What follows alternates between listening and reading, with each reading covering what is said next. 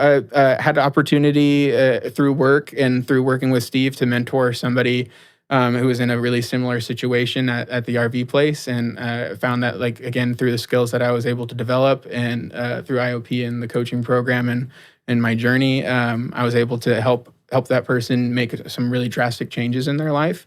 I was able or I shouldn't say because I don't want to take all the credit. They did all the work. I just met with them and had lunch and then kind of pointed them in direction. But we were able to get to a point where they were able to have a much more steady and sound life. And going into it, I wanted to make sure that I wasn't doing what I had experienced in the context. Like, I didn't want to lead people astray. Like, the hypnotherapist kind of led me astray. And like, I know that they were well intentioned and they meant the best, but they didn't have information that they were working off of, like, that was sturdy. And so I wanted to make sure, like, the foundations of, like, me helping people was based on something that is true, not just some platitude that I read in a self-help book that I was like, oh, that sounds good.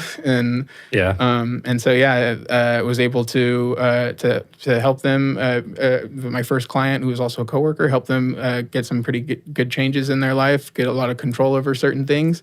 And then, by God's grace, I started working with someone who was also in the Revive to Thrive program the same time that I was, who was going to the meetings afterwards, because they have the accountability meetings thereafter.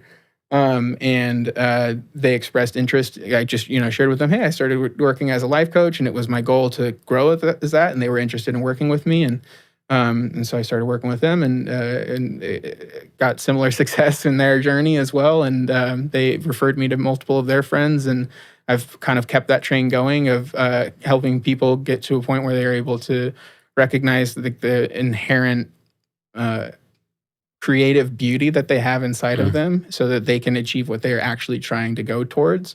Because I think I was able to see more clearly afterwards that a lot of people get kind of wrapped up in the story that they're telling themselves. And, like, again, like, IOP has a lot about that in the context of, like, your internal verbiage. And so, but helping people, like, identify those limiting beliefs, identify, like, they are so much closer to what they want than they probably know.